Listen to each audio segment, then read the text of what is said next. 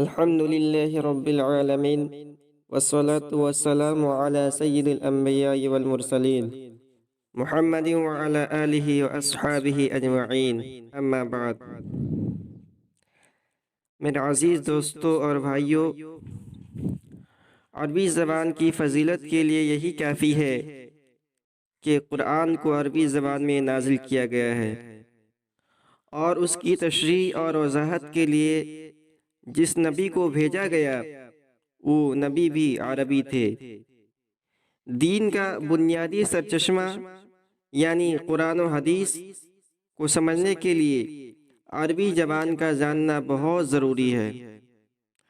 عربوں کے لیے تو کوئی مسئلہ نہیں، اس لیے کہ وہ ان کی مادری زبان ہے، لیکن غیر عرب کو قرآن و حدیث سمجھنے کے لیے عربی زبان کا جاننا اور سیکھنا ضروری ہے۔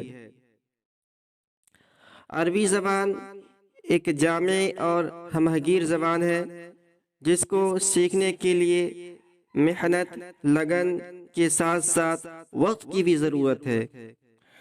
موجودہ بھاگ دوڑ کے زمانے میں کسی کے پاس اتنی فرصت نہیں کہ وہ ایک طویل وقت نکال کر اس زبان کو سیکھے، اس لیے ہم نے یہ سلسلہ شروع کیا ہے کہ روزانہ 3-4 منٹ وقت نکال کر اس زبان کو سکھانے کی کوشش کریں گے،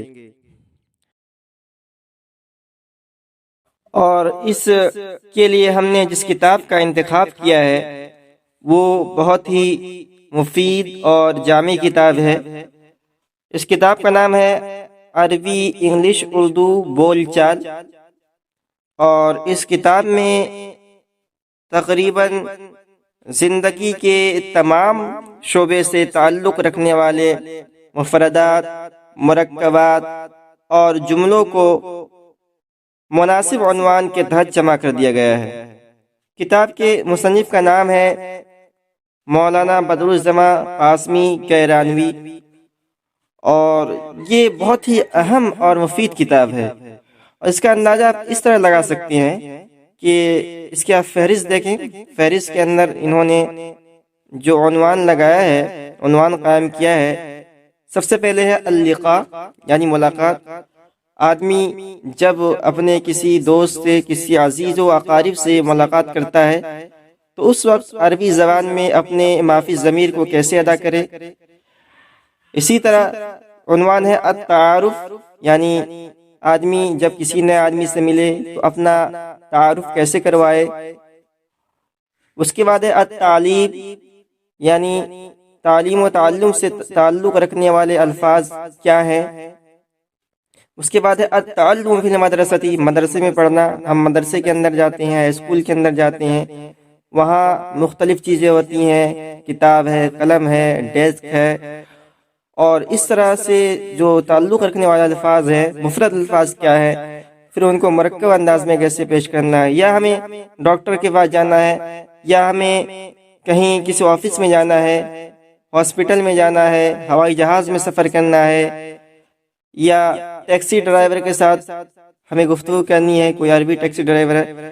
تو اس طرح تقریباً زندگی کے تمام شعبے سے تعلق رکھنے والے الفاظ کو، چاہے مفرد الفاظ ہوں یا مرکب الفاظ ہوں، اس کو انہوں نے جمع کر دیا ہے مناسب ترتیب دے کر، مناسب عنوان دے کر۔ تو ہم شروع کرتے ہیں کتاب کو۔ سب سے پہلا عنوان ہے اللقاء یعنی ملاقات۔ تو اگر کسی سے ملاقات ہوتی ہے تو ہمیں اسلامی طور پر ہمیں یہ تعلیم دی گئی ہے کہ ہم فوراً اسے السلام علیکم ورحمۃ اللہ وبرکاتہ کہیں، لیکن کچھ الفاظ ایسے ہیں جو خاص تہذیب سے تعلق رکھتے ہیں اور ان کو بولا جاتا ہے، اور یہ اسلام کے آنے سے پہلے بھی رائج تھے۔ جیسے اگر کسی سے ملاقات ہوتی ہے صبح کے وقت میں تو اس سے اب کہا جاتا ہے صباح الخیر، جس کو ہم اردو میں کہتے ہیں صبح بخیر۔ تو یہ الفاظ اسلام آنے سے پہلے بھی عربوں میں درمیان رائج تھے، تو ان الفاظ کو بھی ہم بول سکتے ہیں۔ یعنی اگر کسی سے ملاقات ہو تو پہلے سلام کرنا چاہیے، جیسا کہ اسلام کی تعلیم ہے، اس کے بعد یہ الفاظ کو ہم بول سکتے ہیں صباح الخیر۔ اب اس میں ابھی اس بات کا دھیان رکھیں کہ ہر زبان کا بولنے کا ایک خاص لہجہ ہوتا ہے۔ اردو میں بھی آپ دیکھتے ہوں گے کہ اردو کو مختلف لہجوں میں بولا جاتا ہے۔ ہم اگر کسی خاص صوبے سے تعلق رکھتے ہیں، جیسے اگر کوئی اتر پردیش یو پی کا رہنے والا ہے تو اس کا خاص لہجہ ہوتا ہے، اور اگر ہم اسی کو کسی شمالی یا جنوبی جگہ کے اندر چلے جائیں ہندوستانی کے اندر تو اس کو دوسرے لہجے کے اندر بولا جاتا ہے۔ تو عربی زبان کے بولنے کے بھی خاص لہجہ ہے، تو اس کو ملحوظ رکھنا چاہیے بولنے کے اندر۔ جیسے ہم بولنا ہے صباح الخیر، یہ بولیں گے تو اردو لہجہ ہے، اس کو تھوڑا سا ٹائٹ بولنا پڑے گا، صباح الخیر، اس طرح اہل عرب بولتے ہیں۔ اس کے بعد اگر ہمیں کسی سے ملاقات ہو اور اس کی خیر خیریت لینی ہو کہ آپ کا مزاج کیسا ہے، تو اس کے لیے عربی زبان میں آتا ہے کیف حالک، کیف حالک، آپ کا مزاج کیسا ہے، کیا حال ہے آپ کا؟ جواب کے اندر بولیں گے انا بخیر، انا بخیر، میں خیریت سے ہوں۔ اس کے بعد اس کی صحت پوچھنی ہے، طبیعت پوچھنی ہے، اس کے لیے الفاظ ہے کیف صحتک، کیف صحتک، آپ کی طبیعت کیسی ہے؟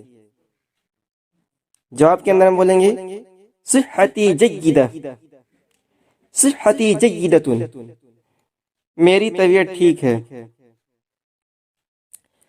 کیف حال والدک، کیف حال والدک، آپ کے والد صاحب کی طبیعت کیسی ہے، آپ کے والد صاحب کا کیا حال ہے؟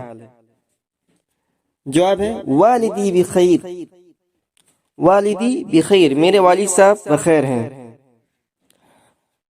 اس کے بعد ہے نہارک سعید، آپ کا دن مبارک ہو، جس کو انگلش میں بولتے ہیں ہیو اے گڈ ڈے، تو اس کے لیے عربی میں بولا جاتا ہے نہارک سعید۔ اس کے بعد ہے مساء الخیر، مساء الخیر یہ شام بخیر کے لیے بولا جاتا ہے۔ الی اللقاء، الی اللقاء، پھر ملیں گے۔ طاب یومکم، طاب یومکم، دن بخیر۔ طابت لیلتکم، طابت لیلتکم، شب بخیر۔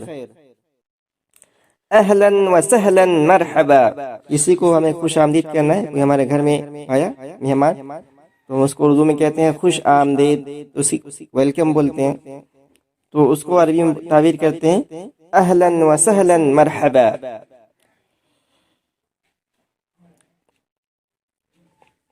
اس کے بعد ہے انا ارحب بکم، انا ارحب بکم، میں آپ کا استقبال کرتا ہوں۔ انی سعید جدا بلقائک، انی سعید جدا، انی سعید جدا بلقائک، میں آپ سے مل کر بہت خوش ہوا۔ انا ایضا سعید برؤیتک، انا ایضا سعید برؤیتک، میں بھی آپ سے مل کر خوش ہوا ہوں۔ یا لها من مفاجأة سارة، کیا خوب اتفاق ہے۔ اگر اچانک سے کسی آدمی سے ملاقات ہو جائے جس سے ملاقات کی امید نہ ہو تو اس وقت یہ جملہ تعجبیہ بولا جاتا ہے یا لها من مفاجأة سارة، کیا خوب اتفاق ہے۔ کم تسعدنی رؤیتک، کم تسعدنی رؤیتک، آپ سے مل کر کتنی خوشی ہوئی میں بیان نہیں کر سکتا ہے۔ لم ارک منذ مدت طویلہ، میں آپ کو بہت عرصے سے نہیں دیکھا۔ لم ارک منذ مدت طویلہ، میں آپ کو بہت عرصے سے نہیں دیکھا۔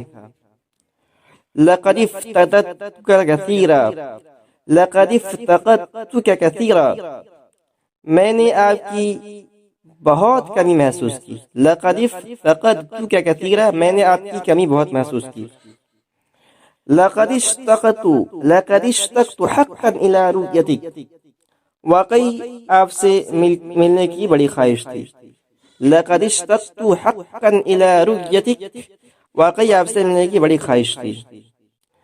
ابلغ تحیاتی الى جمیع افراد، ابلغ تحیاتی الى جمیع افراد عائلتک، آپ تمام گھر والوں کو میرا سلام کہیے۔ تو یہ آج کا ہمارا پہلا سبق یہیں ختم ہوتا ہے، اور